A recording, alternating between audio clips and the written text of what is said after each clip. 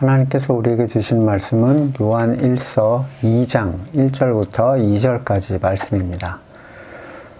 성도는 어떤 존재인가? 그리고 지금 본문에서 말하는 죄는 무엇을 얘기하는가? 이 두 가지가 성경적으로 분명하게 확립이 되지 않으면 이 본문은 요한의 의도와 전혀 다른 방향으로 흘러갈 수밖에 없습니다. 거의 대부분의 기독교 그리고 목사들은 성도를 교회를 다니는 사람이라고 얘기를 합니다. 등록하고 세례받고 교회를 다니는 사람들. 하지만 마태복음 7장에 나온 것처럼 주여 주여 하던 자들을 주님께서 알아보지 못하셨듯이 그 안에 하나님의 영이 없는 사람들은 아무리 종교 행위를 하고 이것저것 했다고 해서 성도라고 하나님께 인정받을 수가 없습니다. 성도는 하나님의 뜻에 의해서 거듭난 하나님의 영을 가진 사람들이고 이 거듭남은 분명한 특징을 갖습니다. 거듭난 사람은 자신의 존재적인 절망을 알고 그리스도를 향하기 때문에 자기로부터 나온 의를 스스로 거부합니다. 거부해야 되기 때문에 거부하는 게 아니라 무가치함을 알아서 거절을 하는 겁니다. 무의미한 행동, 그것을 왜 지속하겠습니까? 주여 주여 했던 자들이 자신들이 주장했던 어떠한 그 행위들, 그게 무의미할 것이라고 생각을 했다면 뭐하러 그 행위를 지속했겠습니까? 그들은 행위의 가치를 뒀지만 그 행위의 가치를 뒀지만 주님은 아니었습니다. 세상에 속한 사람들에게 있어서 죄의 정의는 법적인 죄 또는 윤리적인 도덕적인 틀 안에서 작동을 합니다. 그리고 거기에 더해서 개인의 욕구를 제어하지 않거나 또는 종교 행위를 성실하지 않은 것까지를 추가시킵니다. 이러한 세상적 개념의 죄의 틀에 자신들이 만들어 놓은 율법적인 내용을 첨가해서 죄의 정의를 새롭게 내렸어요. 요즘에 교회들이 그렇죠. 중세시대 때도 마찬가지고. 지금 본문에서 말하는 것이 단순히 법적 또는 윤리적인 죄이겠는가? 세상에 속한 사람들, 무신론자나 불자들도 착하기만 합니다. 어쩌면 교회에 다니는 사람들보다 더 착합니다. 그들은 교회를 안 다니기 때문에 죄인이라고 하겠습니까? 주일 안 지키고 11조 안 내고 하나님을 안 믿는다고 해서? 그럼 본문이 말하는 것은 성도는 세상 죄를 짓지 않고 종교 행위를 열심히 해야 된다. 지금 이 얘기를 하고 있는 거겠습니까? 대부분 기독교인들의 정죄감은 두 가지 틀 안에서 발생을 합니다. 법적, 도덕적 죄를 지었는가? 그리고 교회에서 정해놓은 종교 행위를 제대로 수행하지 않았는가? 내가 법적인, 도덕적 죄를 짓지 않고 종교 생활을 열심히 하면 그는 죄를 짓지 않은 사람이라고 얘기를 할 수가 있겠습니까? 그가 이타적이고 희생적이고 인본주의적인 사고로 사람을 사랑하는 존재라면 그는 완전한 존재입니까? 주님을 가장 대적했던 율법에 속한 자들이 또한 그랬습니다. 그들의 속은 썩어 있었어도 행위만 드러내지 않으면 그들은 당당하다고 생각을 했죠. 여러분, 생각을 조절해서 죄를 안 지으실 수가 있나요? 눈으로 보고 마음으로만 원해도 죄라고 하신 하나님의 아들 앞에서 유대인들은 외적인 행위로 자신의 의로움을 드러내고 자랑을 합니다. 예수님께서 가장 역겹게 보시는 사람들이 바로 그런 사람들 아닙니까? 회칠한 무덤 같은 존재들. 그래서 요한은 죄를 짓지 않았다는 존재들, 다른 의미로 자신에게 죄가 아닌 부분이 나로부터 나올 수 있다라고 얘기하는 존재들을 대하여 그 거짓말쟁이라고 말을 했습니다. 거듭나지 않은 사람들의 죄에 대한 인식이라는 건 이렇습니다. 그래서 그들은 요한의 이 서신서의 요한 서신의 말을 이해할 수 없고 자신의 정의로 이 본의를 왜곡을 합니다. 요한은 거듭난 사람들, 참으로 하나님의 생명이 그 안에 거하는 사람들에게 복음을 말하고 있습니다. 이유는 본문에서 나오듯이 죄를 짓지 않게 하기 위해서입니다. 이 말에 두 가지 내용이 이미 자리하고 있는데, 거듭나서 의롭다 하심을 입은 사람도 죄를 짓고 있다라는 상황, 그렇죠? 죄를 짓지 않게 하기 위해서라니까 그걸 막기 위해서라는 거예요. 그럼 막지 않으면 짓는 수도 있다는 거죠. 또한 그것을 제어할 수 있다라는 사실을 얘기하고 있습니다. 성도는 어떤 존재죠? 예수 그리스도의 의를 하나님을 통하여 받아들이게 되는 거죠. 자기의 무익함을 알아서. 그리고 하나님께 의롭다고 역임을 받은 사람들이죠. 그들의 삶이 완전 무결해집니까? 하나님처럼 다시는 죄를 안 짓게 되거나, 천만의 말씀이죠. 여전히 나약합니다. 실수하죠. 과거의 삶의 행위가 그의 삶에 다시 드러납니다. 그런데 무엇이 달라졌죠? 그는 스스로의 존재적 죄인됨을 인정하고, 그럼에도 불구하고 죄가 가리움을 받는다는 것이 달라졌어요. 로마서 4장 4절에 일하는 자에게는 그 삭시 은혜로 여겨지지 아니하고 보수로 여겨지거니와, 여기서 일하는 자는 누굴 얘기하죠? 개인적 생계를 위한 어떤 직업 활동을 얘기하는 게 아니라, 교회 일을 뜻하는 것이 또한 아니라 자신의 의를 위하여 스스로 노력하는 사람들을 얘기합니다. 그런 사람들은 자신이 얻은 의를 은혜가 아닌 자신의 노력의 대가라고 생각을 하죠. 내 수고와 내 절제에 대한 대가. 그런 까닭에 그들은 자신의 행위를 부정하지 못합니다. 자신이 멈추면 어떻게 됩니까? 의를 얻을 수가 없어요. 내 삶에서 아무 일도 안 일어나는 거죠. 자신이 행하면 거기에 대한 대가를 하나님한테 요구해요. 나 이렇게 했으니까 나 이것도 해주고, 나 구원도 해주고, 천국도 가게 해주셔. 4장 5절 이어서 보시면, 이를 아니할지라도 경건하지 아니한 자를 의롭다 하시는 이를 믿는 자에게는 그 믿음을 의로 여기시나니, 일한 것이 없이 하나님께 의로 여기심을 받은 사람의 복에 대하여 다윗이 말한 바, 불법이 사함을 받고 죄가 가리어짐을 받는 사람은 복이 있고 주께서 그 죄를 인정하지 아니하실 사람은 복이 있도다 함과 같으니라. 이 복된 사람들은 자기 일을 쉽니다. 그들은 스스로의 의를 추구하기 위해서 노력하지 않습니다. 그것이 불가능함을 알기 때문이에요. 하지만 그들은 하나님을 통해서 삶이 변해갑니다. 이게 하나님의 구원의 실제죠. 히브리서 4장 10절, 이미 그의 안식에 들어간 자는 하나님이 자기 일을 쉬심과 같이 그도 자기 일을 쉬느니라. 그러므로 우리가 저 안식에 들어가기를 힘쓸지니 이는 누구든지 저 순종하지 아니하는 본에 빠지지 않게 하려 함이라. 하나님의 안식에 참으로 들어간 사람들은 그리스도의 의를 정말로 받아들인 사람들이에요. 언제부터 일요일이 자신의 의를 채우는 날이 됐습니까? 평일에는 멋대로 살다가 일요일에는 다른 존재인 것처럼 막 생활을 하죠. 왜 신앙적으로 열성적일수록 일요일은 그에게 힘들고 지치는 날이 됩니까? 그들은 자신의 손을 쉬면 의를 얻지 못한다고 생각을 합니다. 물에 빠진 사람이 발버둥 치면 칠수록 힘이 빠져서 더 빨리 가라앉죠. 누군가 강력한 존재가 붙들어준다는 확신 아래 몸을 멈추지 않으면 누구도 그를 건져내지 못합니다. 내가 멈추면 빠지는데 멈추라고? 복음이 없는 자들은 따라서 절대로 쉴 수가 없습니다.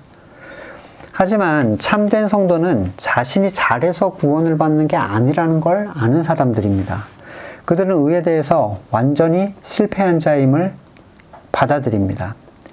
그러면 이 사람들이 자, 어차피 나는 해도 안 되니까 죄를 짓자, 마음대로 살자, 이런 말이냐라고 몰아가는 사람들은 그냥 율법주의자들이에요. 언제 성경이 죄를 지어도 된다 이렇게 했습니까? 더구나 그 죄가 종교 행위를 안 하는 것이다 라고 열을 올리는 종교 지도자들이 있어요. 주일에 빠지고 11조 안 내고 교회 일 안 하고 뭐 이런. 그것에 굉장히 동의하시는 분들은 설교를 그만 듣는 게 이 설교요. 제 설교를 그만 들으시는 게 정신 건강에 좀 좋을 것 같습니다.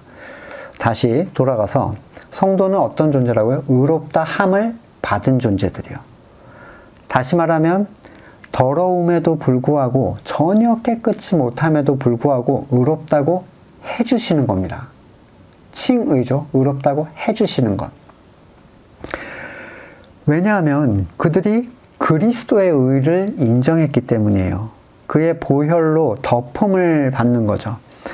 근데 자기 행위로 의를 쌓으려는 사람들, 자기 일을 멈추지 않고 스스로 의를 쌓기 위해서 계속 종교 생활을 하는 사람들이 나는 그리스도의 의를 인정한다 라고 얘기를 한다고 해서 그가 칭의, 의롭다함을 받을 수 있겠냐는 겁니다. 그게 진짜로 인정하는 행위냐는 거예요.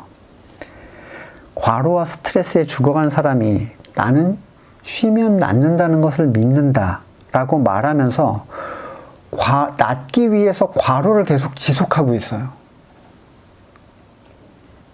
과로를 통하여 병을 고치려고 합니다. 그 사람이 정말 믿는 게 맞습니까?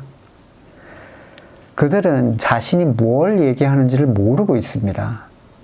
그들은 자신의 모든 종교 행위를 통해서 그리스도의 의를 거부하면서도 자신이 그리스도의 의로 천국에 갈 것이라고 생각을 하니 영적 무지의 결과죠. 성도를 거룩한 존재라고 하는 것은 그리스도의 의로 하나님께 인정받는 존재라는 의미인데, 따라서 오늘 본문 1절에 누가 죄를 범하여도 라는 말이 붙을 수 있는 존재라는 걸 알아야 됩니다. 그러나 이것은 앞에서 말했듯이 죄의 개념을 분명히 알고 가셔야 돼요. 성경 공부 영상을 보시면 죄란 무엇인가, 성경에서 말한 죄는 무엇인가, 거기에 성경에서 말하는 죄, 우리가 회개해야 될 원죄는 선악의 주권을 우리가 가져온 거예요. 그런데 지금 누가 죄를 범하여도에서 이 누가는 성도를 얘기하죠. 이 성도가 죄를 범한다는 것은 무엇을 뜻합니까? 그가 선악의 주권을 다시 가져왔다, 이걸 얘기하나요? 그래도 그리스도의 의로 다시 덮어준다? 아니죠. 선악의 주권을 가져오지 않습니다. 거듭난 사람들은. 우리는 이 부분을 이해하기 위해서 출애굽의 상황을 좀 다시 살펴볼 필요가 있는데, 구원사의 가시적 표현이죠. 출애굽. 하나님께서 하나님의 택하신 자들을 애굽으로부터 정권적으로 하나님의 뜻에 의해서 건져내셨습니다. 하지만 그들이 광야에 자유인으로 섰을 때 그들은 타고난 노예의 근성으로부터 전혀 자유로울 수가 없었어요. 노예의 정신을 가진 자유신분. 이게 그들이 겪은 광야에서의 자기 정체성의 혼란입니다. 내가 하나님의 소유인가? 바로의 소유인가? 내가 하나님의 백성인 의로운 자인가? 아니면 사탄의 소유인 죄밖에 없는 자인가? 분명히 부르심을 받은 건 맞는데 현실은 속된 말로 시궁창인 거예요. 심지어 어쩔 수 없이 죄를 짓는 게 아니라 죄가 좋아서 짓는 상황까지 다시 발생을 합니다. 분명히 내게는 하나님의 마음에 들 수 있는 의가 전혀 없다는 것을 인정하고 고백했는데도 행동이 크게 변하지 않습니다. 이렇게 되면 사람들은 어떻게 됩니까? 분명히 하나님 만났는데 잘 안 돼요. 삶이 별로 안 변했어. 다시 자기를 틀어 짜기 시작합니다. 그리스도인이 이렇게 살아서는 안 되지. 내 삶의 변화로 내 신앙을 증명하겠다. 결국 다시 율법으로 돌아갑니다. 스스로에게 의의 행위를 의지적으로 부여하고 나를 불편하게 하는 행위의 재갈을 딱 물려요. 그걸 안 하겠다는 거죠. 하지만 결코 그 행위로부터 자유로울 수가 없습니다. 그 행위는 어느새 그 위에 다시 올라타고 그를 부리는 거예요. 광야의 삶이 무려 40년이나 지속됐다는 사실을 볼 때 우리는 거듭난 사람들의 이러한 이전 행위에 대한 훈련, 그리고 참 자유함이라는 것이 뚝딱 얻어지는 것이 아니라는 사실을 보게 됩니다. 하지만 그것은 우리의 노력 또는 절제력을 통하여 채워지는 게 아니라는 사실도 분명히 알아야 됩니다. 사람이 생각의 죄를 어떻게 통제하겠어요? 들어오는 안목의 정욕, 육신의 정욕, 이생의 자랑을 무슨 수로 통제를 합니까? 생각으로부터 그냥 치고 들어와 버리는데. 누구든지 자기가 좋아하는 걸 생각하게 돼 있습니다. 여러분 맨날 마약 생각하세요? 마약을 먹어본 적이 있어야 마약을 생각하죠. 근데 마약을 먹어본 사람은 마약 생각만 합니다.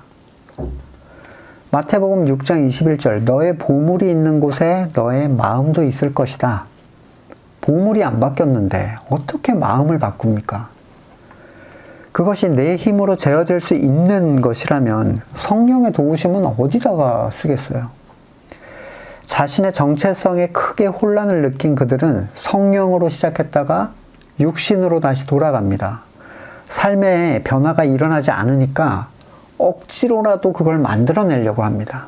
갈라디아서 3장 2절 이하에 내가 너희에게서 다만 이것을 알려 하노니 너희가 성령을 받은 것이 율법의 행위로냐 또는 혹은 듣고 믿음으로냐.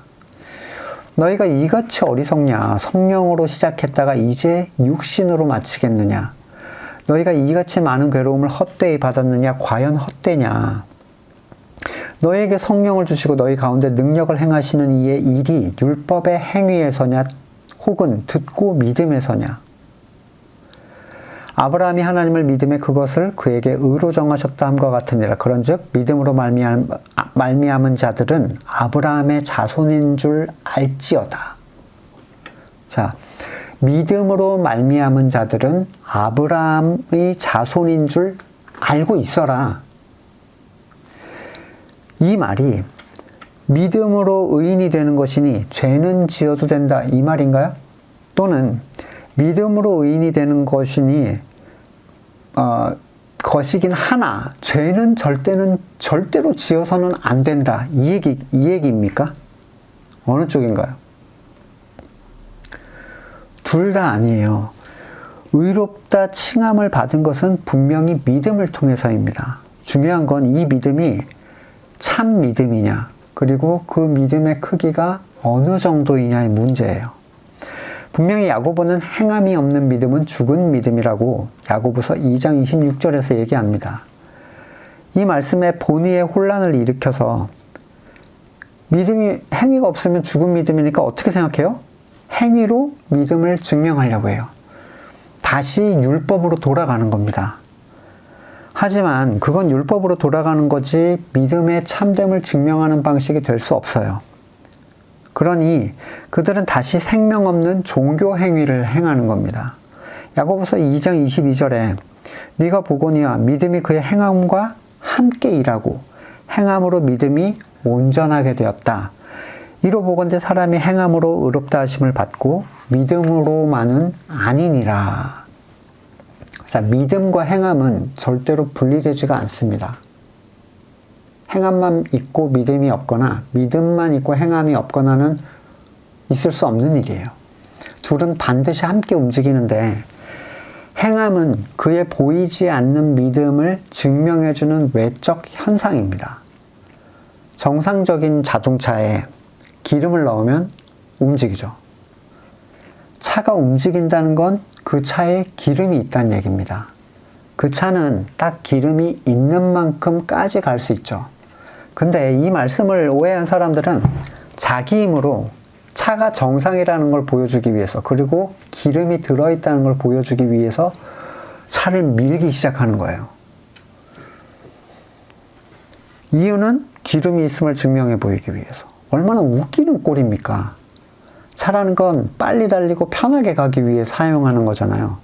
그들의 차가 움직이는 것은 차의 본래 기능과는 아무 상관이 없습니다. 차가 작동하지 않는데 자기가 밀고 있는 거죠.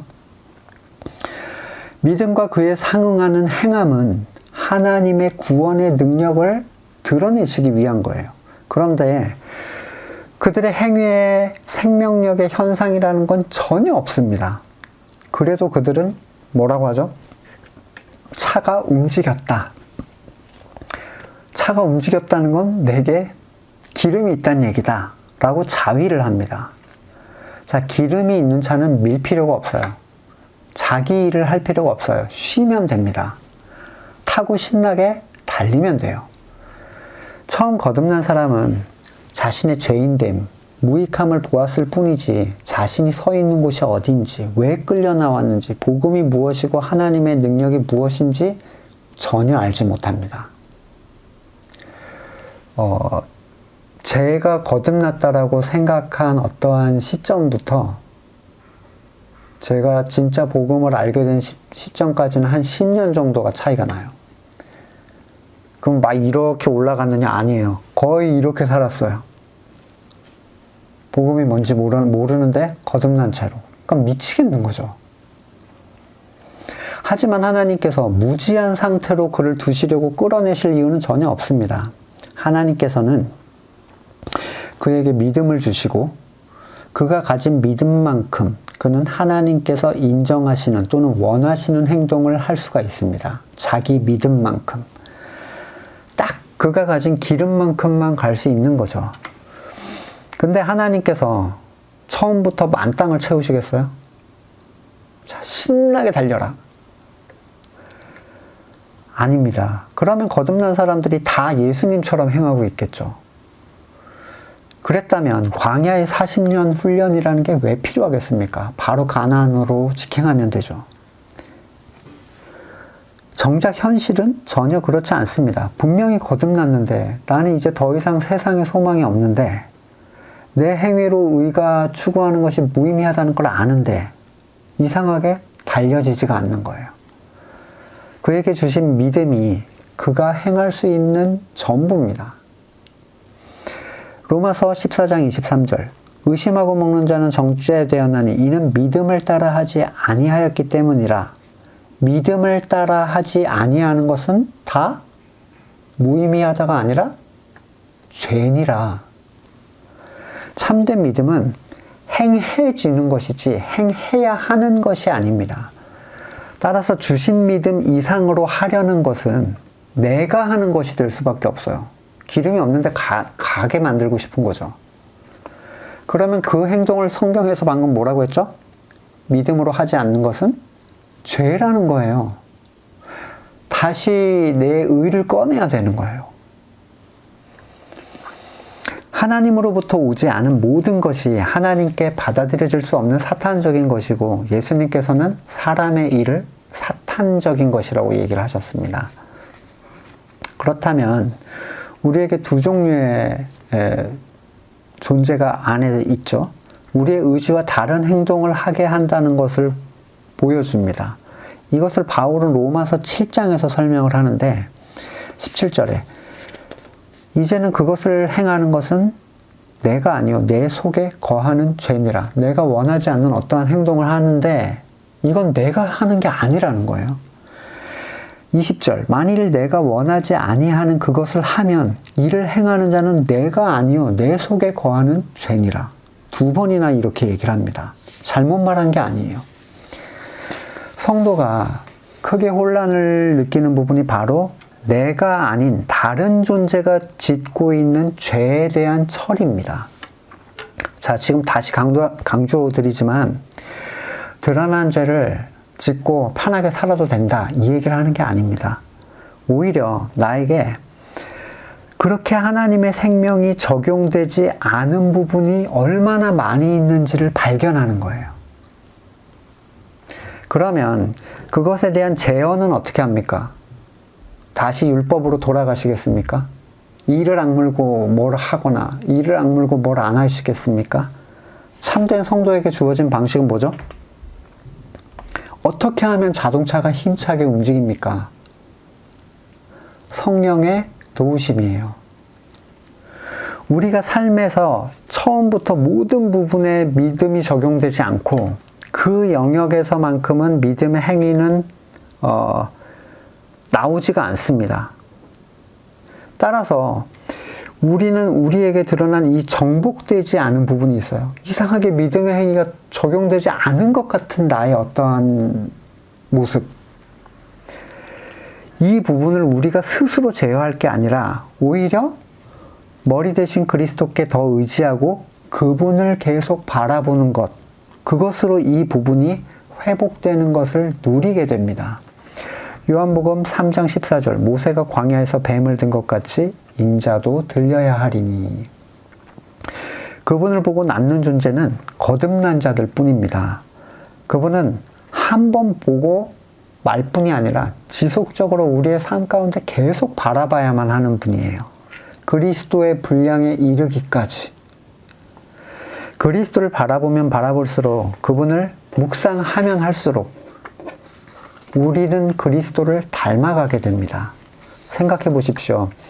죄가 싫지 않고 좋다면 어떻게 죄를 피할 수가 있겠습니까? 죄가 즐겁고 죄가 그립다면 어떻게 죄로부터 자유로울 수가 있을 것이며 어떻게 하나님 앞에 믿음으로 행했노라고 얘기할 수가 있겠습니까? 요셉이 보디발의 아내를 피한 것, 그 자리를 피했죠. 죄가 역겨워서이지 같이 있으면 내가 실수할까봐 그 자리를 피한 게 아니에요. 그렇게 해석하시는 분들이 계시더라고요. 그 죄의 자리는 무조건 피해야 된다. 어떤 의미에서는 맞지만 뭐 죄의 자리에 맨날 가서 뭉개고 있을 이유가 없잖아요. 싫은 사람이. 막 이렇게 창녀촌에 가서 막 뭉개고 그러고 싶으세요? 또는 뭐 마약 소굴 같은 데 가서 뭉개고 싶으세요? 아니면 피해야 되기 때문에 피하시는 겁니까? 싫어서 피하는 거잖아요. 싫어서. 내가 혹시 거기 있으면 마약을 한 대 맞게 될까봐 피하시는 분 계세요? 너무 마약이 좋은데? 사탄이 여러분 피하는 거, 그 자리에 있으면 피하는 게 까마귀 우는 곳에 백로야 가지 마라, 뭐 이런 인간적 교훈으로 생각을 하시는 건 큰 착각입니다. 사탄이 여러분 그런 거 하나 파고들지 못할 것 같습니까? 어떻게 사람이 하루 종일 자신의 생각을 하나님의 것으로 채우고 어떻게 눈만 뜨면 보이는 세상의 가치와 유혹으로부터 자유로울 수가 있습니까? 시편 1편 보세요. 오직 그의 율법을 즐거워하여 주야로 묵상하는 자. 즐겁기 때문에 묵상하는 자예요. 피하기 위해서 묵상하는 자가 아닙니다. 즐겁지 않으면 지속할 수가 없습니다. 거듭난 사람은 어린 아이와 같습니다. 자라가야 되죠. 그에게 믿음이 적용되지 않은 영역이라는 게 너무너무 많이 있어요. 뭐 그림을 간단히 그려보면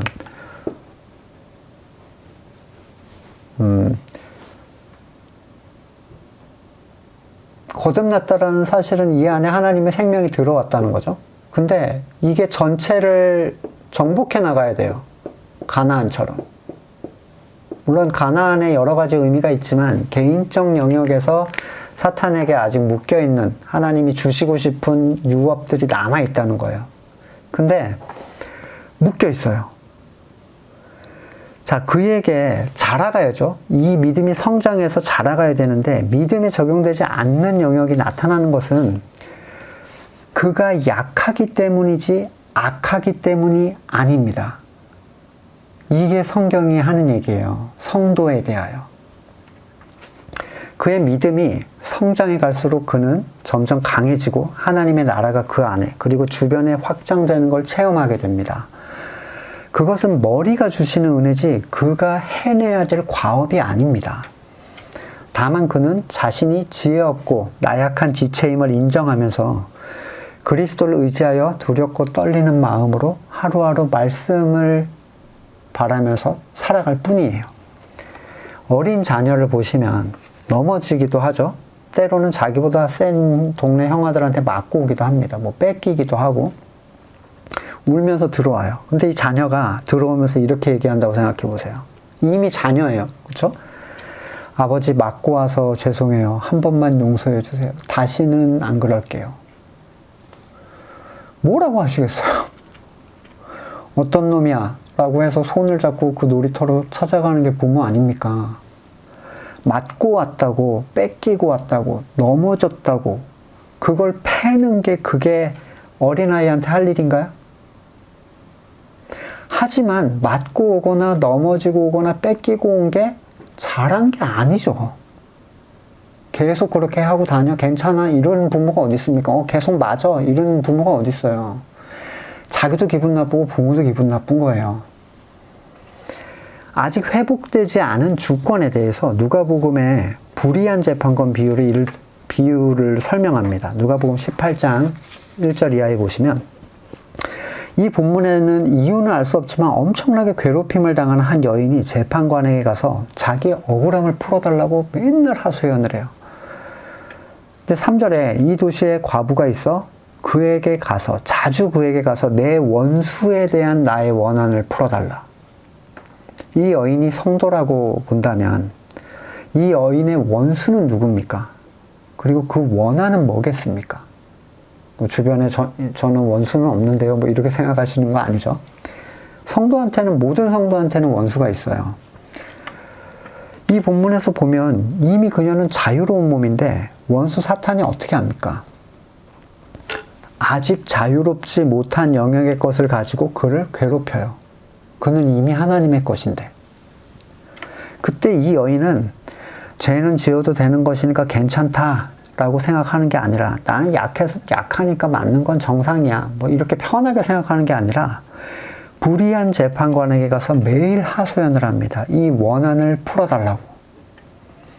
하나님을 두려워하지 않고 사람을 무시하는 이 불의한 재판관도 매일 졸라대는 이 사연을 간청함을 따라 해결해 주는데 하물며 18장 7절 하나님께서 그 밤낮 부르짖는 택하신 자들의 원한, 여러분 택하신 자들이 뭐가 원한이 있겠어요 도대체? 생각해 보세요. 택하신 자들이 이미 구원받았잖아요. 택하셨으니까 간구하고 이러는 이미 구원받았다는 얘기죠. 근데 원한이 남아있어요. 이 원한이 왜 풀어주지 않겠냐는 거예요. 왜 그들에게 대하여 오래 참으시겠느냐. 이르노니 속히 그 원한을 풀어주리라. 그러나 18장 8절 보세요. 인자가 올 때 세상에서 믿음을 보겠느냐. 이러한 믿음을 가진 사람을 보겠냐는 거예요. 왜 하나님께서 독생자의 생명을 주어서 구원하신 자들, 그 택하신 자들의 이 힘들고 괴로운 일을 해결해 주지 않으시겠습니까? 문제는 뭐죠? 이렇게 간구하는 사람이 거의 없다는 겁니다. 율법으로 돌아가거나 포기해요. 아니면 은혜로 해결된다고 넘어가 버립니다. 원수에 대하여 원수를 참소하는 일을 안 해요. 8절 인자가 세상에 올 때 세상에서 믿음을 보겠느냐. 내 생각과 내 죄를 내가 컨트롤하고 안 하고 안 먹고 안 가는 또 해와 달과 날과 절기를 지키는 존재들이 과연 이 억울함을 하나님께 풀어달라고 하겠습니까? 이러한 믿음을 보이는 자가 과연 주님 세상에 오실 때 얼마나 되겠는가? 장담하건대 거의 없습니다. 거듭나지 않은 사람들의 율법적인 회개는 차치하고라도 거듭난 사람들조차 그의 연약함을 자신의 악함으로 인지해요. 내가 악해서 그래. 아니 의롭다 해줬는데 그러면 어떻게 해야지 자기는 안 악한 겁니까? 예수님처럼 살아야? 그렇게 살 수 있는 사람이 있어요? 바울은 뭐랬습니까? 죄인 중에 괴수래요. 하나님의 영으로 하나님의 눈으로 자신을 바라보면 깨끗한 데가 하나도 없는 거예요. 바울이.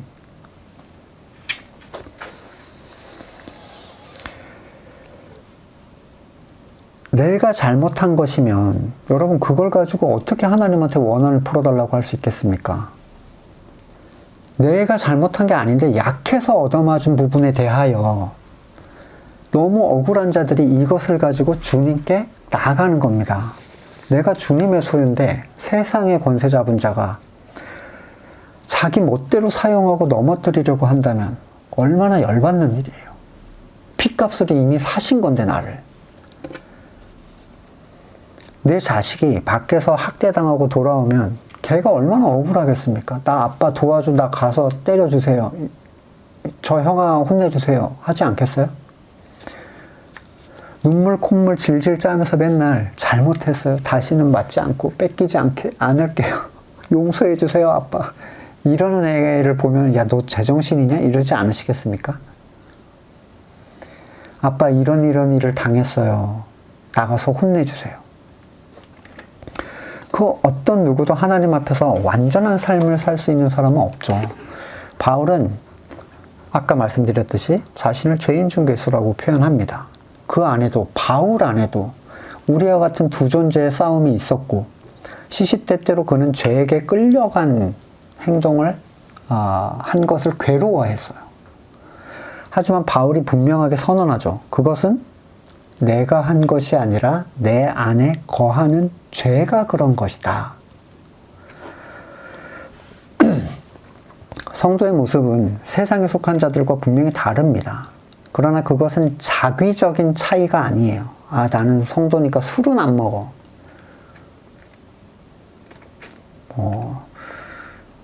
그런 얘기는 정말 율법적인 사람들이에요.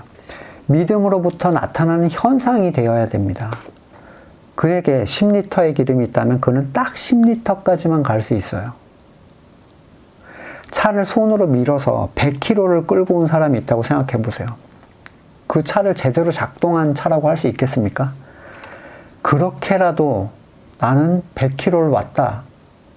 여러분, 10리터어치만큼 간 차가 그 사람 손으로 100km만큼 간 것보다 훨씬 하나님께 인정을 받는 거예요. 왜요?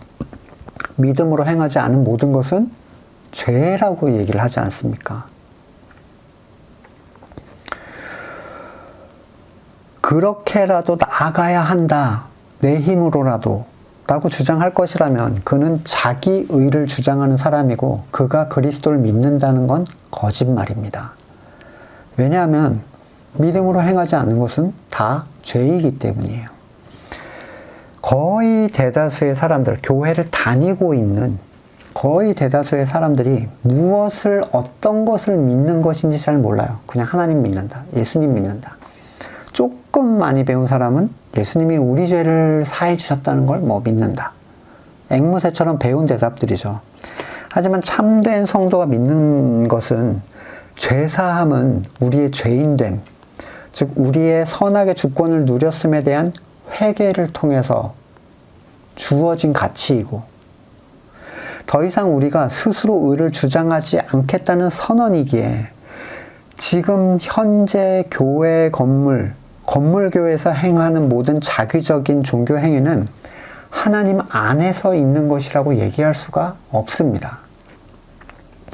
행하게 하시는 하나님, 그것도 하나님의 뜻에 따라 기쁘고 즐겁게 하도록 하시는 하나님의 약속이 바로 새 언약 아닙니까? 빌립보서 2장 13절, 너희 안에 행하시는 분은 누구라고요?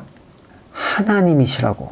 자기의 기쁜 뜻을 위하여 너희에게 소원을 두고 행하게 하시는 분. 억지로 할 필요가 있어요? 그게 기뻐서 즐거워서 하는 건데?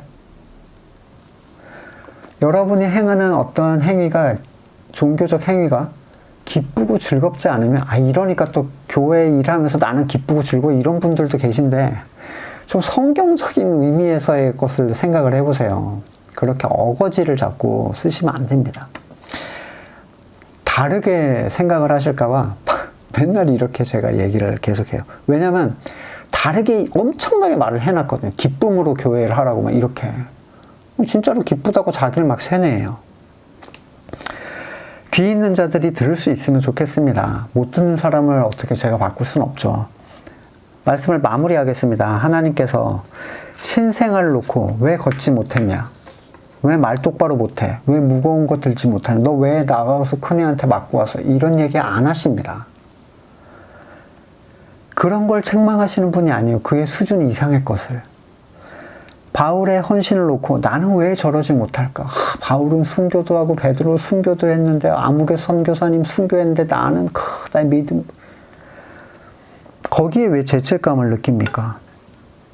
정말 부끄러워해야 되는 것은 지금 내게 주신 믿음에 내가 신경을 쓰지 않고 지금 내가 넘어지는 일에 대하여 분노하지도 않고 하나님께 도움을 요청하지도 않는 믿음이에요. 그걸 신경 쓰셔야 돼요. 하나님께서 나 같은 존재한테, 저 같은 사람한테 바울이나 베드로의 믿음의 수준의 것을 막 요구하시겠어요? 따라서 오늘 본문에서 말하는 죄된 행동이라는 것은 우리의 연약함에 의해서 나타난 현상이기 때문에 그리스도의 중보로 용서가 되는 겁니다. 아직 정복되지 않은 부분이거든요. 믿음이 없는 영역의 일을 어떻게 우리에게 요구를 하시겠어요? 아직 믿음이 그렇게 차지 못했는데, 기름이 없는데 어떻게 달리라고 하시겠어요? 차가 서는 거죠, 맨날. 그렇지만 그러한 일이 우리에게 드러난다는 것은 결코 어차피 용서해 줄 거니까 괜찮아, 이걸 알려주기 위한 메시지는 아닙니다. 맨날 맞고 들어온 애가 아빠는 나한테 화내지 않을 거니까 괜찮아 이러고 맞고 들어가는 애가 있어요? 분노가 없잖아요. 그 여인, 원수에 대한 억울함을 풀어달라는 그 여인 얼마나 열받아 있습니까, 지금. 안 맞으려고 밥도 많이 먹고 운동도 하고 정말 무서우면 아빠 손을 잡고 거기 데려가야 되는 게 정상이죠. 연약함의 죄는 분명히 책망받을 일은 아닙니다. 약한 것이기 때문에. 그러나 그것은 우리의 연약함을 드러내는 분명한 증거죠. 우리가 더욱 그리스도께 의지하여야 한다는 지속적인 메시지가 됩니다. 임진왜란이 일어나기 전에 200년 동안 조선에 큰 전쟁이 없었대요. 200년 동안. 근데 이 일본이 조선을 좀 치고 싶은데 저 호구들 같은데, 그리고 조사를 보냈더니 이 조사를 하고 온 사람이 하는 얘기가 충격적인 얘기를 합니다. 조선에는 군대가 없습니다. 전쟁이 없으니까 군대를 만들 필요가 없는 거예요. 우리의 나약함은 하나님을 붙잡는 힘이 됩니다. 여러분, 아직 정복되지 않은 것. 뭐라고 하셨죠? 하나님이 가나안 정복할 때? 하나님이 내가 앞장설 테니까 같이 정복해가자. 그냥 싹 쓸어버리고 야 들어가서 마음대로 살아라고 하면 어떻게 되겠어요? 순식간에 엉망이 되겠죠. 여러분이 거듭났는데 어느 날 예수님처럼 살게 됐어. 그럼 하나님을 의지하게 됩니까? 생각해 보세요. 우리가 약할 때 강함 되신다라는 그 구절 아시죠? 그거 맨날 저기 뭐 돈 없고 병 걸리고 막 이런 것만 적용을 하시려고 하는데, 세상에서 뭐 일 안 풀리고 이런 거, 주님 저는 약해, 그런 거 말고 죄에 대하여 우리가 연약할 때 여러분 얼마나 하나님을 의지하게 됩니까? 면목이 없죠. 부끄럽죠. 하나님. 근데 이 부끄러움, 면목 없음을 뭘로 바꾸셔야 된다고요? 분노와 간청으로 바꾸셔야 됩니다. 죄책감으로 하나님을 떠나는 대신에 우리의 나약함에 집중하지 마시고 오히려 우리의 억울함을 하나님께 아뢰시고 원수를 갚아달라고 시편에서 그렇게 외쳤던 다윗처럼 우리는 넘어짐에 대하여 원수에게 분노해야 돼요. 내가 하나님의 소유인데 네가 왜 열받아야 하셔야 되는 거예요. 가나안 정복을 앞장서신 건 하나님이셨어요. 자, 니네가 알아서 정복해 이르지 않으셨습니다. 시편, 시편뿐만 아니라 이 찾아보시면, 본문을 찾아보시면 아시겠죠. 요즘에 뭐 찾아보기 쉽죠. 원수에 대한 내용들을 보면 참소를 엄청나게 합니다. 제가 몇 구절만 골라왔는데 수없이 많아요. 정말 셀 수가 없어서 제가 4개만 가져왔어요. 시편 3편 7절. 여호와여 일어나소서, 하나님이여 나를 구원하소서. 주께서 나의 모든 원수의 뺨을 치시며 악인의 이를 꺾으셨나이다. 시편 17편 9절. 내 앞에서 나를 압제하는 악인들과 나의 목숨을 노리는 원수들에게서 벗어나게 하소서. 18편 17절 나를 강한 원수와 미워하는 자에게서 건지셨으며 그들은 나보다 힘이 세기 때문이다. 내가 약하니까 지금 당하고 있는 거예요. 그래서 하나님께 도움을 요청하는 겁니다. 59편 10절 나의 하나님이 그의 인자하심으로 나를 영접하시며 하나님이 나의 원수가 보응받는 것을 내가 보게 하시리다. 아빠 저 형이에요. 너 일로 와. 우리 아들한테 사과해. 이런 거 해주신다는 거예요. 왜 안 구합니까? 믿음이 없기 때문이에요. 영적 지식이 없기 때문입니다. 그러니까 자꾸 죄 짓지 마 이런단 말이에요. 이 본문을 보고 그 얘기가 아닌데 지금. 마지막 때에 이 믿음을 보겠느냐? 정말 많은 생각이 드시죠? 참된 성도의 연약함으로 인한 넘어짐의 반응은, 정상적 반응은 원수에 대한 분노와 하나님에 대한 도움의 간구예요. 그 죄를 스스로 져야 하는 종류의 항목이 아니라는 겁니다. 오해를 피하기 위해서 한 가지 추가하는데, 그럼 이런 얘기를 하는 분이 있어요. 성도는 살인하고 간음하고 사기쳐도 자기의 나약함으로 인한 거라고만 하면은 사탄한테 책임 돌리면 끝나는 겁니까? 이렇게 물을 수 있죠. 네. 자, 참된 성도는 절대로 그렇게 공공연한 죄를 짓지 않습니다. 거듭난 사람은요. 참된 성도가 사기치고 간음하고 당당하게 돈을 위해서 살아가고 절대로 안 그래요. 왜냐하면 그는 세상의 헛됨을 본 사람이에요.